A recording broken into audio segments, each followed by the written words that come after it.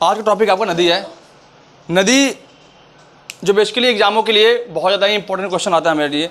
नदी में हम पढ़ते हैं जैसे कि गंगा नदी का उद्गम कहाँ होता है, इसका मुहाना कहाँ पे है, सिंधु नदी का उद्गम कहाँ से होता है, इसका मुहाना कहाँ पे है। उद्गम मतलब जहाँ से इसका उदय होता है और मुहाना जहाँ पे ये जाकर ख़त्म होता है।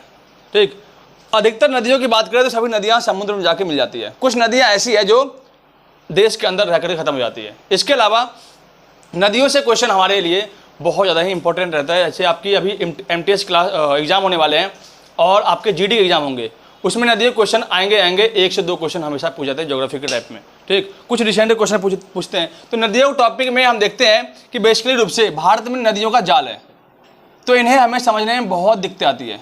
तो हमें कौन कौन सी नदियाँ पढ़नी होती है और कौन सी छोड़नी होती है, उन्हीं को देखेंगे। इतनी नदियों को पढ़े क्या करोगे, जाहिर सी बात है जितनी नदियाँ होंगी उतनी पढ़ोगे आप। सबसे पहली बात करते हैं हम मानसरोवर झील की। मानसरोवर झील जो आपका चाइना में है। ठीक, चीन में मानसरोवर झील है जहाँ से एक नदी निकलती है। नदी का नाम है आपका सिंधु नदी। सिंधु नदी जो अरब सागर में गिरती है, पाकिस्तान होते हुए अरब सागर में गिर जाती है, इसे कहते हैं हम सिंधु। ठीक, सिंधु नदी की लंबाई 2900 किलोमीटर है, लगभग 2900 किलोमीटर, लेकिन इंडिया में इसकी लंबाई 1200 से 1400 किलोमीटर की है। इसके बाद जो सिंधु नदी है, सिंधु के बाद एक नदी निकलती है, इसका नाम है सतलज। सतलज नदी आपका यहाँ से पंजाब होते हुए आपका चिनाब में जाकर के मिल जाती है। ये भी निकलती है मानसरोवर झील से, सतलज। इसके बाद एक नदी आपकी है जो चिनाब, ये यहाँ से निकलती है, इस एरिया से, यहाँ से चिनाब निकलते हुए और ये सतलज को टच करते हुए आप सिंधु में मिल जाती है। ठीक, जो चिनाब नदी है वो सिंधु की सबसे बड़ी सहायक नदी है। ठीक, इसके बाद एक नदी यहां से निकलती है, उसे हम कहते हैं झेलम, जो चिनाब में आके मिल जाती है। एक नदी और है जिसे हम कहते हैं रावी, ये भी चिनाब में आके मिल जाती है। और एक नदी है व्यास, ये भी आपका यहां मिल जाती है। तो लगभग सिंधु के अंदर 5 नदियों के पानी का संगम होता है जो चिनाब के होते हुए निकलती है। सिंधु की सबसे बड़ी सहायक नदी चिनाब। आपको पता होगा कि सिंधु जल समझौता होता 1960 में। इस समझौते के अंतर्गत आपके सिंधु नदी का पानी जो है वो लगभग 20% पानी का हिस्सा ही भारत यूज करता है, बाकी जो है हिस्सा आपका पाकिस्तान यूज करता है। अभी हाल फिलहाल में घटना हुई थी कि भारत जो है मात्र सिंधु का 15% हिस्सा ही अपने पास रख रहा है। चाइना ने इसके ऊपर केस कर दिया कि हमारे पास 5% पानी एक्स्ट्रा क्यों आ रहा है। अब ये भी बात है, मतलब लड़ने का एक नया तरीका। तो भारत जो है इन पे जो है बांध बना रहा है ताकि इन 5% पानी को रोक करके अपने एरिया में लगाया जाए। ठीक, अब हम बांध पढ़ते हैं तो चिनाब नदी पर कई सारे बांध हैं। एक करंट क्वेश्चन आपका है कि दुनिया का सबसे ऊंचा रेलवे बांध चिनाब नदी के ऊपर बन रहा है। चिनाब नदी के ऊपर बन रहा है जम्मू कश्मीर में। ठीक, इसके बाद चिनाब नदी पर जितने भी बांध है उसका नाम है सलाल, बलिहाल, दुलहस्ती। कौन कौन से? सलाल, बलिहाल और दुलहस्ती। ये 3 परियोजना प्रमुख है कहाँ पे? आपका चिनाब नदी पे। ठीक, इसके बाद एक नदी परियोजना है आपका झेलम पे, जिसे हम कहते हैं तुलबुल परियोजना। अब इनको याद करने का तरीका क्या है? सिंपल सा, शाबाश दूल्हा तू झेल। इसका मतलब ये होगा शाबाश दूल्हा तू झेल। अब देखो जो शादी करेगा वही झेलेगा। ठीक, हम तो झेलेंगे नहीं। ठीक, तो आप शादी क्या भी झेलोगे। तो शाबाश दूल्हा तू झेल, शाबाश सालाल, बलिहार, दुलहस्ती, तुलबुल परियोजना और झेलम नदी पे। जो आपका शाबाश बलिहाल और दुलहस्ती है वो आपका चिनाब नदी पर स्थित है। ये आपका नदी घाटी परियोजना है। ठीक, जो आपका दुलहस्ती परियोजना है, तुलबुल परियोजना है, ये आपका झेलम नदी पर स्थित है। कई बार एग्जाम में क्वेश्चन पूछता है कि तुलबुल परियोजना किस नदी घाटी पे है, तो आपका झेलम नदी पर है। इसके बाद भाखड़ा नांगल डैम, भाखड़ा और नांगल डैम किस पे है? तो सतलज नदी पे। भारत के अंदर ये सबसे बड़ा जो है डैम है। ठीक, इसके बाद ये पढ़ने के बाद हम देखते हैं, ठीक, एक नदी यहां से निकलती है मानसरोवर से, फिर एक नदी निकलती है जिसका नाम है ब्रह्मपुत्र, जो आपका अरुणाचल प्रदेश होते हुए, असम होते हुए आपका ये बांग्लादेश में आकर के बंगाल खाड़ी में गिर जाती है। इसे कहते हैं हम ब्रह्मपुत्र। ब्रह्मपुत्र जो है केवल इंडिया में इसको ब्रह्मपुत्र कहते हैं, लेकिन जब ब्रह्मपुत्र नदी यहां से निकलती है मानसरोवर से तो इसका नाम हो जाता है सांगपो। सांगपो नदी। ये एग्जाम में क्वेश्चन पूछा जाता है कि ब्रह्मपुत्र को चाइना में किस नाम जानते हैं, तो सांगपो नाम से हम इसको जानते हैं। ठीक, ब्रह्मपुत्र को अरुणाचल प्रदेश में किस नाम जानते हैं, तो दिहांग नाम जानते हैं। किस नाम से? दिहांग नाम से। अरुणाचल प्रदेश में एक सहायक नदी है मानस नदी, जिसपे मानस वन अभयारण्य भी स्थित है। ये आपका इसकी सहायक नदी है। किसकी? दिहांग नदी की सहायक नदी है, जिसे हम ब्रह्मपुत्र कहते हैं। जैसे ही अरुणाचल प्रदेश को क्रॉस किया ये नदी दिहांग, ये असम में आते ही इसका नाम हो जाता है ब्रह्मपुत्र। ब्रह्मपुत्र हुआ, इसका नाम यहां पे दिहांग, यहां पर नाम इसका ब्रह्मपुत्र असम में। और जैसे ही बांग्लादेश में गया, बांग्लादेश में इसका नाम चेंज, इसका नाम हो गया जमुना। इस नदी के नाम कितने हैं? सांगपो चाइना में, अरुणाचल प्रदेश में दिहांग, और असम में ब्रह्मपुत्र, और बांग्लादेश में जमुना कहते हैं इसे। ठीक, ये सबसे ज्यादा पानी वाला नदी है और सबसे गहरी नदी यही है। ठीक, भारत के अंदर सबसे ज्यादा पानी वाला नदी, चौड़ी नदी कौन सी है, तो आपका ब्रह्मपुत्र, और सबसे ज्यादा पानी वाला नदी आपका ब्रह्मपुत्र ही है। ब्रह्मपुत्र को सांगपो, दिहांग और ब्रह्मपुत्र और जमुना के नाम से जानते हैं। इससे यही क्वेश्चन आता है। इसके बाद हम पढ़ते हैं उत्तराखंड में। उत्तराखंड में आपको पता होगा गंगोत्री है।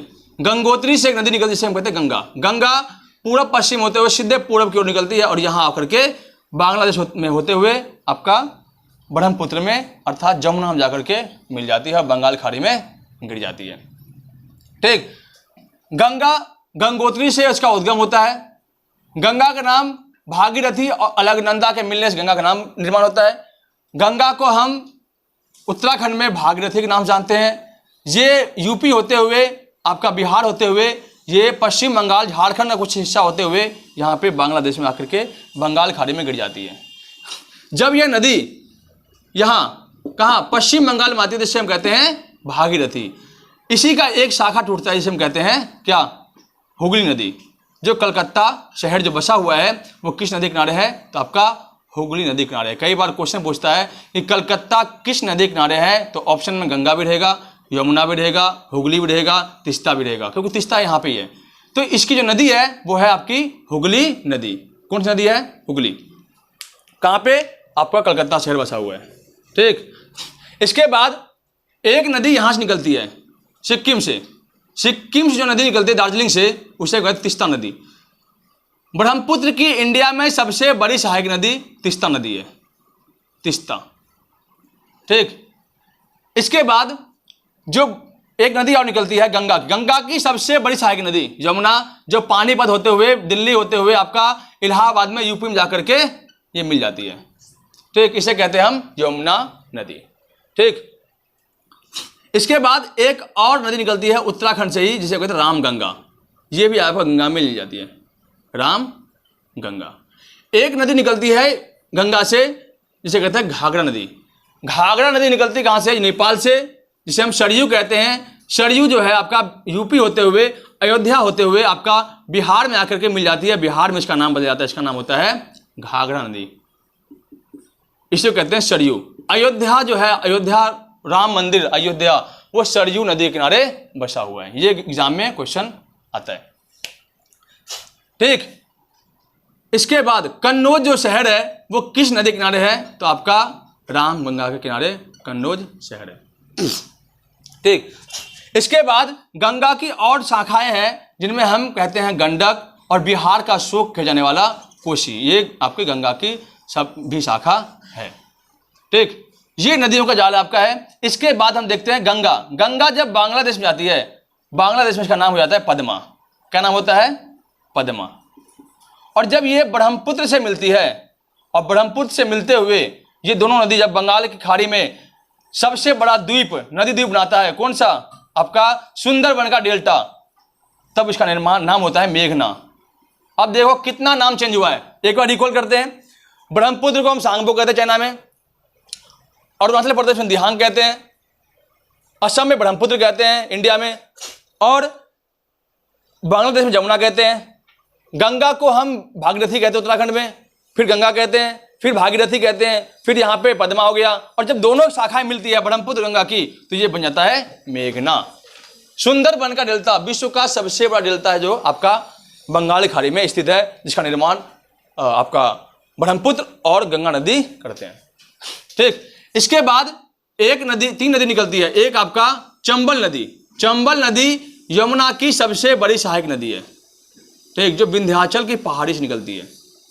ठीक, इसके बाद विंध्याचल की पहाड़ी से और नदी निकलती है, एक आपका केन और एक आपका बेतवा। ठीक, राजस्थान के अंदर हमेशा बहने वाली नदी चंबल नदी सबसे अच्छी नदी है ये। ठीक, सतलज नदी जो है, ये सतलज नदी है। सतलज नदी से एक नहर निकला है जिसका नाम है इंदिरा गांधी नहर, जो किसको पानी देता है? राजस्थान सरकार को, राजस्थान के लोगों को।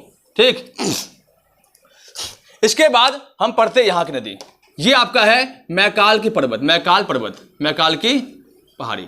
मैकाल की पहाड़ी छत्तीसगढ़ में और थोड़े बहुत हिस्सा इसका मध्य प्रदेश में।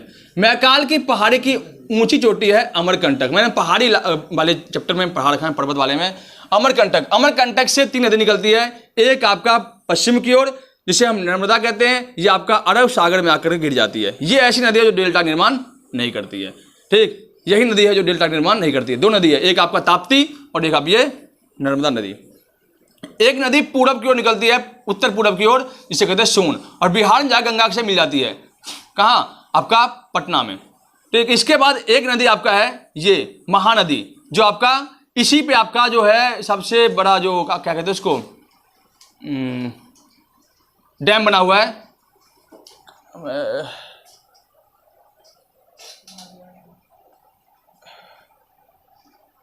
खैर उसको मैं बताऊंगा डैम के चैप्टर में, अभी थोड़ा याद नहीं आ रहा है। ठीक, इसके बाद महानदी जो है पूरब की ओर बंगाल खाड़ी में गिर जाती है। इसके बाद हम पढ़ते हैं यहाँ पे अरावली पहाड़ी से। अरावली पहाड़ी से जो 2 नदी निकलती है, एक साबरमती नदी जो भारत की सबसे गंदी नदी है। कौन सी? साबरमती नदी गंदी नदी है। और एक नदी निकलती है लूनी, जो कच्छ के मैदान में जाकर के लुप्त हो जाती है। यह क्वेश्चन पूछा जाता है कि कच्छ के मैदान में कौन सी नदी लुप्त होती है, तो आपका लूनी। लूनी का उद्गम अरावली की पहाड़ी से। दुनिया की सबसे प्राचीन पहाड़ी अरावली की पहाड़ी। अब ज्यादा हमें नदी नहीं पढ़ना है। अब एक नदी है यहाँ पे सतपुड़ा की पहाड़ी के बीच से निकलती है नदी ऊपर से। कौन सी? ताप्ती नदी। ये भी आपका डेल्टा निर्माण नहीं करती है ये नदी, क्योंकि इसके साथ गाद नहीं आता। ये गाद जो है अपने समुद्र के ऊपर नहीं उगलता। ठीक है, ये सीधे अपने साथ जो है समुद्र में मिट्टी को ले जाता है। ये अपने यहाँ पे गाद नहीं छोड़ पाता, इसलिए इसका डेल्टा निर्माण नहीं होता है। लेकिन इनका जो है गाद यहीं पे रुक जाता है, जिस कारण से सुंदरबन का डेल्टा निर्माण हुआ था। इसके बाद महाराष्ट्र से एक नदी निकलती है गोदावरी। गोदावरी जिसे दक्षिण की गंगा कहते हैं, जिसे हम बूढ़ी गंगा कहते हैं। दक्षिण भारत की सबसे बड़ी गंगा नदी जो है गोदावरी नदी है। कहाँ निकलती है? महाराष्ट्र से निकलते हुए आपका कई राज्यों से होकर गुजरती है। ठीक, इसके बाद आपका एक नदी है कृष्णा, ये निकलता है कर्नाटक से। और एक नदी आपका कावेरी। दक्षिण भारत की गंगा आपका कावेरी है, दक्षिण की गंगा गोदावरी है, बूढ़ी गंगा गोदावरी, दक्षिण की गंगा आपका दक्षिण भारत की गंगा आपका कावेरी है। ये आपका नदी है।